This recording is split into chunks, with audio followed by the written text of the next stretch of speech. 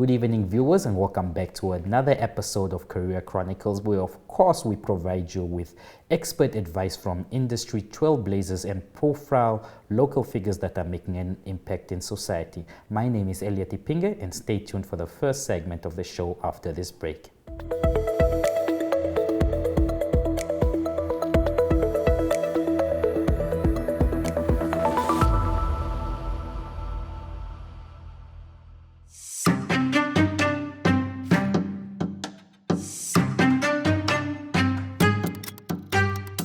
Welcome back, viewers. For the expert advice segment today, I'm joined by Mr. Paulo Coelho, who's a seasoned marketing and branding manager, just here to give us some expert insights on navigating the marketing profession.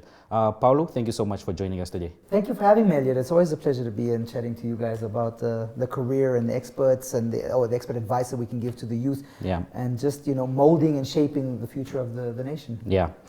So just to get it right on it, Paulo, I'm just curious, if we have to roll back the years, what inspired you really to pursue this profession and really build yourself as a marketing and branding specialist, so to say? I'm very passionate about building brand stories. So it's always about the story you can tell and how you can bring your brand alive through storytelling. It's not just we sell beads, we sell Namibian beads made in the dunes of the Namib that we can sell. There's always a brand story that you can tell.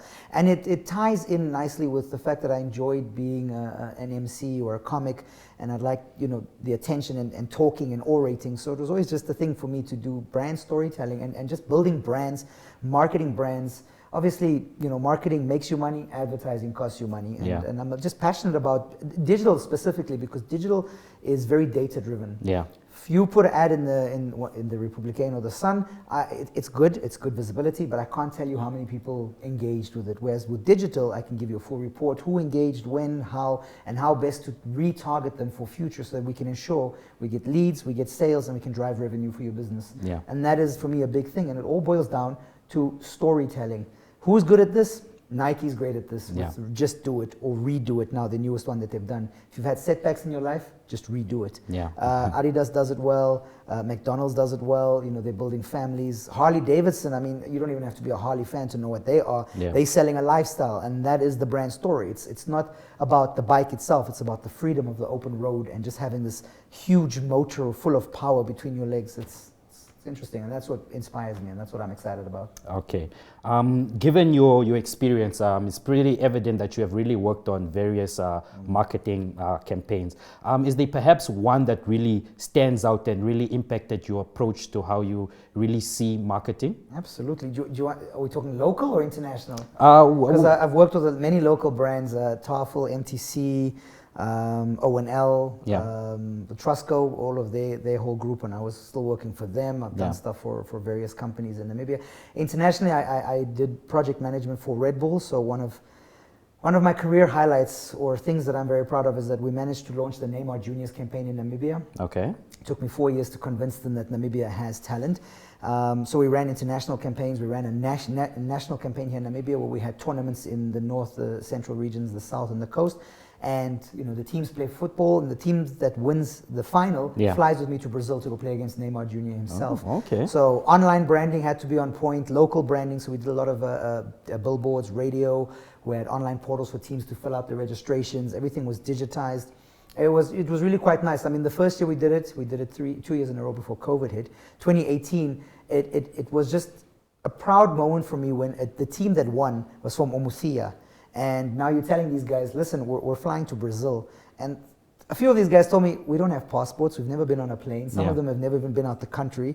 And that was just like exciting for me, man. That was really, really nice for me to give them that exposure.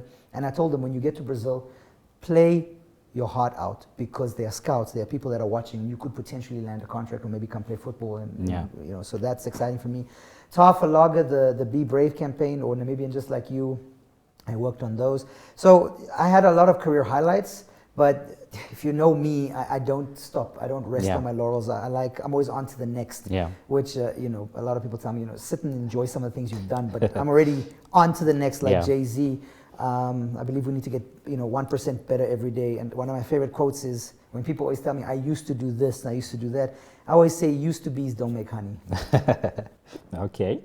And Paulo, pardon me, in the marketing scene, really, campaigns really what might get you customers today might not be relevant in the next few months. So how do you maintain your strategies really do align and are still relevant? How do you maintain this?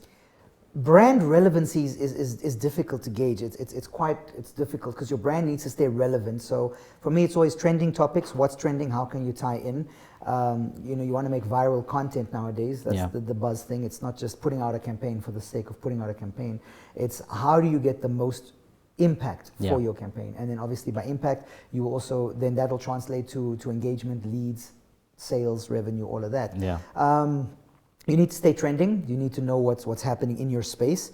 It's always funny to me that you meet someone in, let's say, the mobile telephony space and you ask them what's the latest thing with Samsung or iPhone and they don't know, but you're in that space. You should be able to tell me. If you're talking to an oil and gas marketer, they need to be able to tell you what's trending, what's happening with upstream exploration, the appraisal wells. Just stay abreast of everything in your industry.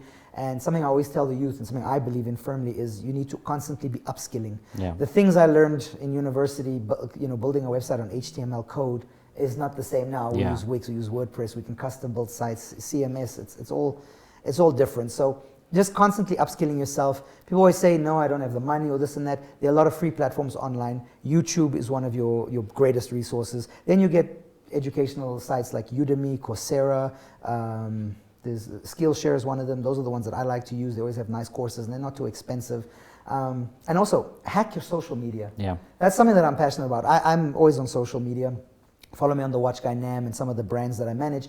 But when I'm on social media, I try to use it as sort of a micro-learning platform. So I'm very mindful of my algorithm. I cut things that are going to trigger me or I don't need. I remove them. And if I like something like a marketing page, marketing trends, marketing tips, I go onto that page and in the first comment, I would type in FYP, for your page. And then my algorithm will know that, hey, he likes content from this page and it keeps feeding me that, and then I keep learning new things, new tricks, new tips, and that's how you hack your social media. I don't just sit there to look at who's doing what, because they're not looking at what I'm doing, and they're not moving my needle forward, so why should I move their needle forward? I agree we can all collaborate and grow and there's abundance, but I use my social media for one, my brand, my personal brand, to get it out there and sales of watches and other products that I sell, services, and then two, micro-learning when I'm on there for my personal capacity. Okay. Paulo, you did mention earlier that digital marketing and data really go hand into hand. Absolutely. Can you give me an example perhaps where a campaign that you led, you used data and really this ended up being a successful campaign? What is data's role in this? That's a good question, and I love it. Data is just, it's the building block, it's your foundation. If you don't know who you're marketing to, then how can you market? So getting the data first, who is your product for, who is your audience, who are you speaking to, what do they want, what are their needs, what is the user experience, the user journey? So you use that data to advertise and re-advertise. So one thing we're passionate about with my my digital agency that I run, Fox Love Digital, we do programmatic advertising. How programmatic advertising works is it's programmed to retarget people that have engaged. So you have two users online. One is looking at polo content, one is looking at buying an Amarok. Now when the polo guy comes back, am I going to feed him Amarok content? No, I'm going to feed him more polo content, more sales, more special. And then he also will engage with me, which means I will get that data to understand his user habits. What time is he online? What is he looking at? What are his interests? And it's a benefit for us marketers, but it's a very scary thing that Facebook claims to have 500 touch points on every single user. And by touch points, it's like this spider web of, okay, Paulo likes football, okay, football, he likes Madrid, okay, he likes Madrid, he likes Ronaldo. That means he likes Adidas shoes, he likes the Olympics, he likes swimming, he likes this person, and it branches out into any touch point that they know how to target you. If I see a Barcelona advert, flip, but if I get a Madrid ad, I'm engaged. So we use that data to basically model our campaigns on how best to reach the target audience. So we need the data first to know what are their online habits, when can we reach them? Because with digital marketing, it's about giving the right message to the right person Yeah. at the right time Yeah. and in the right context. I'm not going to sell you a car if you're not looking for cars. Yeah. I'm not going to post something at 7 o'clock at night when you're only on social media at 9 o'clock at night. So data is very important in how we manage our campaigns. Okay.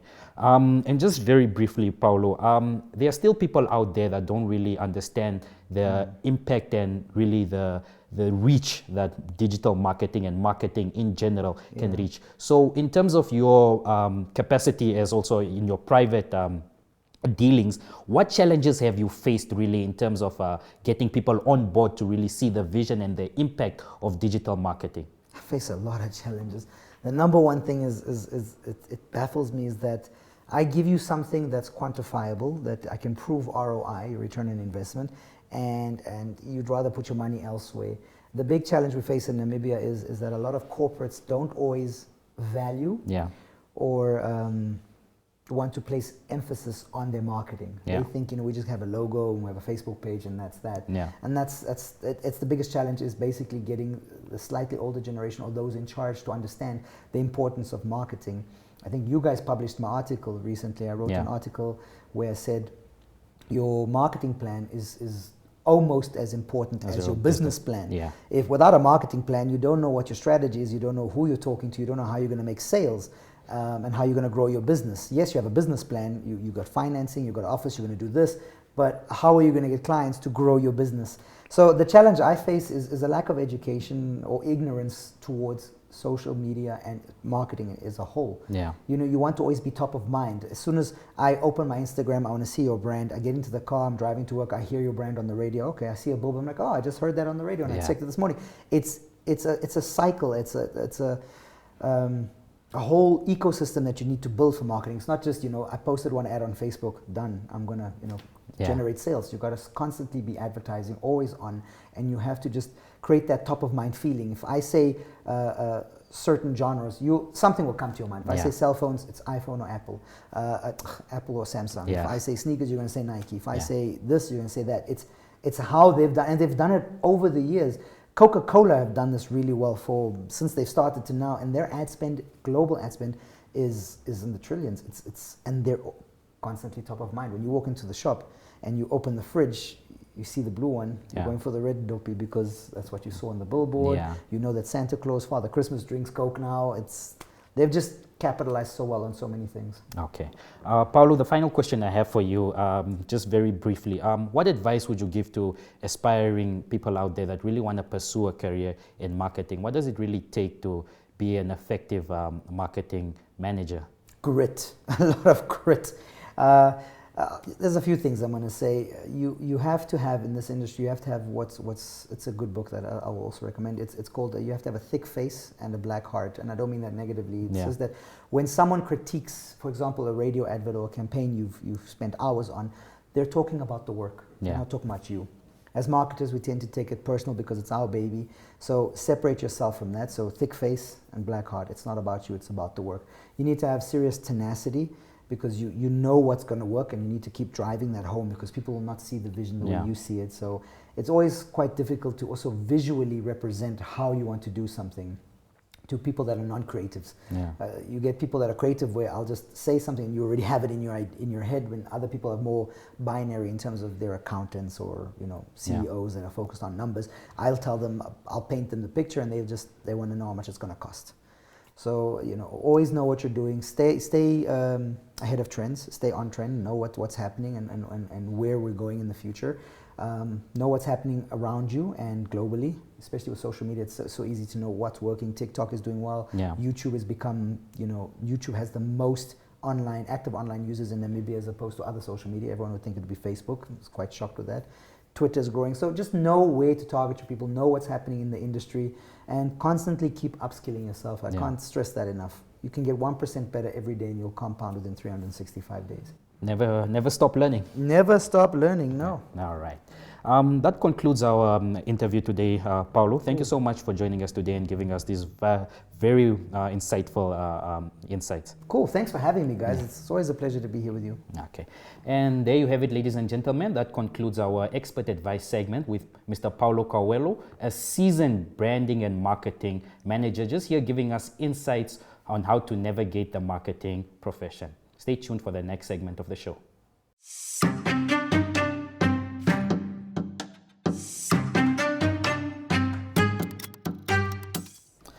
Welcome back, viewers. For the Spotlight segment, I am joined by Mrs. Shanice Geve, the founder and owner of Shah's Laundry Services, just here to give us insights on what it takes to run your own laundry business. Shanice, thank you so much for joining us today. Thank you so much for having me here. All right. So just to get right into it, Shanice, I just want to know what inspired you to really start your own business? Where did it all start for you? I mean, as a young adult, Yeah. you want that sense of independence. Yeah. So with all honesty, I just wanted to make my own money, Yeah. not depend on anyone. Yeah. Okay. And really running a business is not really all easy. And people just see the profits coming in and they don't really always take the challenges into consideration. What were some of the main challenges for you? I can imagine with the city of Windhoek, water bills will obviously increase with a laundry business. What were the challenges for you and how did you overcome them? Well, one of the good examples is, as you mentioned, water bills, Yeah. electricity bills. Yeah. Yeah, that actually really took a toll on me, but Yeah. then I had to, at some point, manage my price list, Yeah. make sure that I'm actually making a profit out of it so Yeah. that I can cater to those basic, water bills Yeah. and so on. Another challenge was difficult clients. Yeah. You need patience. You Yeah. need to be a super patient person. Dealing with people is not easy, but like they say, the customer is always right. Yeah, exactly. And there are really various laundry services out there. What distinguishes yours from your competitors? What makes Shah's Laundry Services unique? I cater to my clients' needs. Okay. Like, let's say if a client tells me that they can't afford a certain thing, I always try and, Yeah, work around it. walk around the Yeah. budget Yeah. and try and, yeah. Okay. And can you share a memorable customer experience moment where it really motivated you to really continue this experience, this journey as an entrepreneur? Any moment that really motivated you, like, to keep going? My first good review, that honestly, I think that itself says a lot. Yeah. It made my whole day and I was like, wow, okay, I'm doing a good job. Yes. Okay, and that review, was it from a customer or? Yes, it was from a customer. Okay. What advice would you give to other young women out there that want to create their own business and become independent? And what would your advice be to them? My advice would be the sky's your limit. Don't limit yourself. If you have that business in mind, do it. If it fails, you try again. Yeah, never give up. Never give up. Yeah. And in terms of Shah's Laundry Services, what's next for it? Where do you see your business in the next 5 years? And are there any plans like to really expand, perhaps move into other towns? Are there any plans as such? Yes, in the near future. Okay. But let's see how it goes. Okay. And are there any specific plans like expanding or currently do you employ other people or do you do the work yourself? Are you all hands on deck? I employ people, so Okay. I'm really planning on getting my own big setting Yeah. and having a whole big laundry Yeah. situation happening. Okay. Yeah. No. And there you have it, ladies and gentlemen. That was Ms. Shanice Geve, entrepreneur, giving us valuable insights on what it takes to really navigate the laundry business and run it successfully. Mrs. Geve, thank you so much for joining us this evening. Thank you. All right. Stay tuned for the next segment of the show.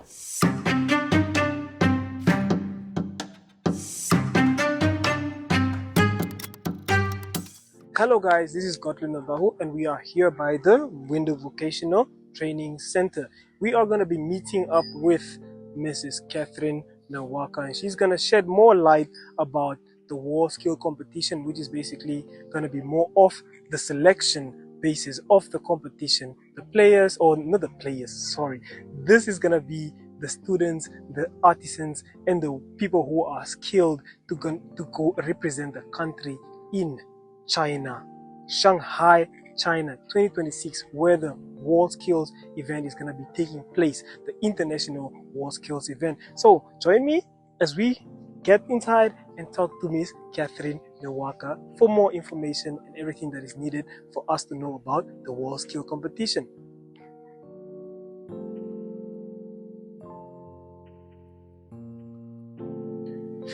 So welcome guys, we are here with Miss Catherine Nawaka and she's going to be telling us more about the National Skills Competition and the selection. So Miss Nawaka, thank you for joining us. How are you doing today? I'm doing good, thanks. How are you, Godly? I'm very well. So would like you to just elaborate for us what is the whole purpose of the National Skills Competition and how does it actually impact the broader skills of the youth in the country? Well, to give context, as part of our mainstream responsibilities as World Skills Namibia, World Skills Namibia prepares and conducts national skills competitions, which is hosted every second year. Now, the selection competition precedes what we call the national skills competition, and it allows young people. It takes place every second year to allow young people to showcase their skills, to demonstrate and showcase their skills, their technical skills, in order to be selected for the national skills competition. So now this year we are hosting our 4th national skills competition. And as I've mentioned, the National Skills Competition is preceded by what we call the selection competition in order to pre-select competitors for the National Skills Competition, which will take place in Swakopmund from the 22nd to the 27th of September. As part of our mainstream responsibilities, World Skills Namibia prepares and conducts a national skills competition in which competitors from various vocational training institutions and industries in Namibia demonstrate and showcase their talents. The competition, which is held every second year, brings together young skilled Namibians from various public and private training institutions, industry as well as correctional service facilities. It provides a means of exchange and comparison of competency standards in industrial trades and service sectors in Namibia. It also establishes networking and sharing platforms for training institutions and industry partners for mutual promotion of country awareness of essential contribution that skills and high standards of competence make to economic development. The 4th National Skills Competition is set to be hosted at the MTC Dome in Swakopmund from the 22nd to the 27th of September 2025. Now, in order to ensure quality and appropriate number of competitors for the National Skills Competition, World Skills Namibia is organizing the selection competition, which will take place in various regions across Namibia from the 23rd and the 24th of May. The selection competition will take place at various venues to attract a multitude of skilled participants and also to ensure impact and ultimately the quality of the competition. The competition is expected to host a maximum of 200 competitors in the 16 skills areas. Each skill area will select a number of competitors ranging from 6 to 14 for the National Skills Competition. The selection competitions will be conducted in nearly all 14 regions of Namibia, except for Kavango West and Oshikoto regions for some partnership challenges. The host venues are pre-identified training providers in order to give a chance to as wide a range of potential competitors as practically possible and at minimal travel cost to them. Imagine if this was centrally hosted. Means competitors would have to travel to Windhoek in order to take part in these competitions, which will be costly for most of them. This will be the selected competitors then to battle it out in the 16 skills areas at the 4th National Skills Competition in Swakopmund, where the overall winners per trade will represent the country at the 48th World Skills International Competition in Shanghai, China in 2026. So yes, this is an opportunity for young people to represent the country at these international platforms. Well, every Namibian with technical skills is really eligible to take part in the selection competition. There are no age restrictions, however, preference will be given to 21-year-olds or younger to secure representation at the World Skills International Competition in 2026, which has an age limit of 22 years in the year of the competition. The competition will feature 16 skills areas such as automobile technology, bricklaying, cooking, electrical installations, fashion technology, hairdressing, joinery, mechanical engineering CAD, mechatronics, plumbing and heating, restaurant service, refrigeration and air conditioning, web technologies, welding, water technology and wall and floor tiling. These trades reflect both national labor market priorities and alignment with World Skills International Competition standards.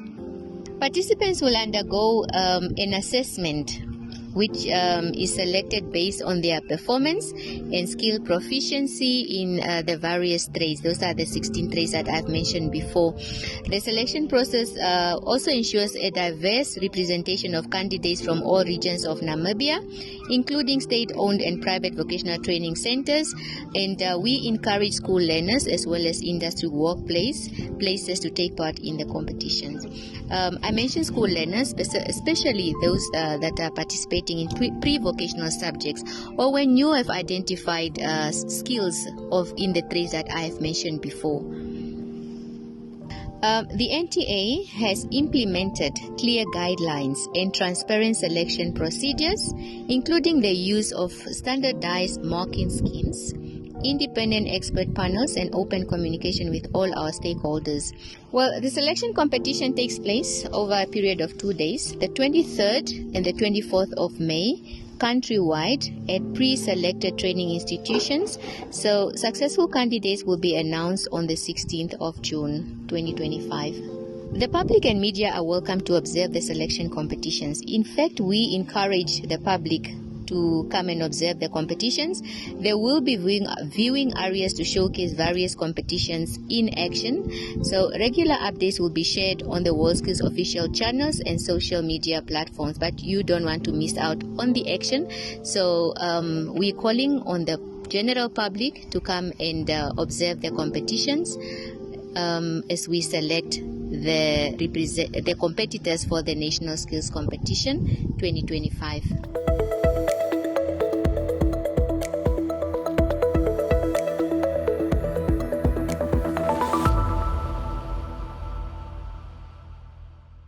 And there you have it, ladies and gentlemen. That concludes our episode of Career Chronicles. If you missed this episode, you can always catch the repeat on oneup2.com. From myself, Elliot Ipinge, it's good night and see you next week.